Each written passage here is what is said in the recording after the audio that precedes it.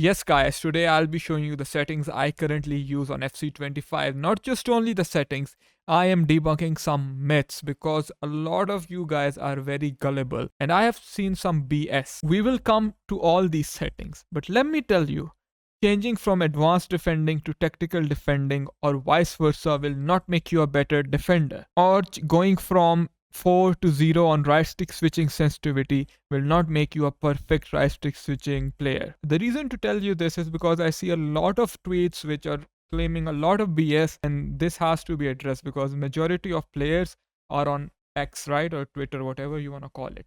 With that aside guys, we'll talk more about it as the video goes on. Shot assistance is precision and I am using timed finishing.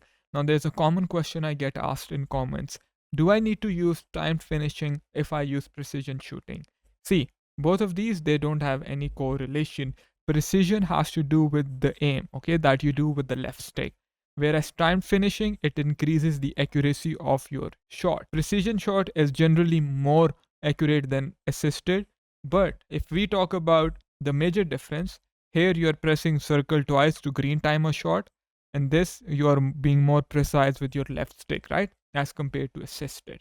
Obviously, green timed precision shot is the best possible shot you can take. So that is what you should aim for, especially for trivelas and finish shots outside. Inside the box, unless the angle is really tight, precision alone is good. This is what I have realized, guys. Some people do not have the patience to learn precision. So if you're one of those guys, just don't use precision, but at least learn timed finishing, especially for outside the box shots. Through and lob pass are going to be semi.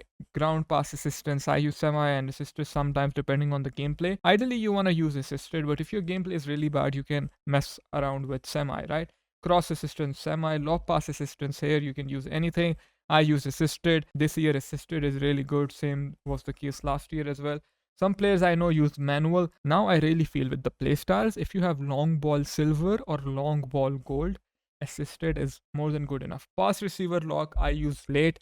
If you have a lot of delay, you can use animation start, right? Precision pass sensitivity, it's really good this year. Precision pass, which are your R1 square, R1 triangle passes. I use normal high, it's really hard to control. Normal is more than good enough. Clearance assistance is going to be directional, guys. Advanced defending is the defending style I use. And no, not every professional player uses tactical. And both of these have their own pros and cons. For me, I want to have more control over my defense. I love to perform shoulder barge. I love to perform seal outs on advanced defending. On tactical defending, there is a little bit more assistance from the AI. You're contextually choosing the tackle type. Yes, I get it. But for me, advanced defending is the best. And if you ask me, this is what I recommend you to learn. There is no setting that is better than the other setting. It depends on personal preference. If you ask me, the pros of advanced defending outweigh its cons. Therefore, I use advanced defending. Pass block assistance is going to be on. Switching, I use on air balls and loose balls. I know many pro players, they use manual, right? But some of you cannot use manual at all. I personally prefer on air balls and loose balls. So this is why you need to experiment. Auto switching move assistance is going to be low. Most pro players and good players use none. Low is what I've been used to since FIFA 15, so I just keep it that way. Right stick switching is going to be classic. Ball relative or player relative, another common question I get asked. If you really want to be a good player and have more control over your right stick switching, trust me, you want to use player relative. Now, this is the key one, guys. I don't know why EA even added this. It was a useless feature which they added last year. Previously, it was fine the way it was. But anyways, anything higher than 4, I don't recommend. 4 and lower than 4 is what I recommend. No, 0 isn't going to magically make you better. I have used it a lot. I personally feel it is a little bit too clunky. Recently, I'm using 2, but I recommend 3. 2 is also good.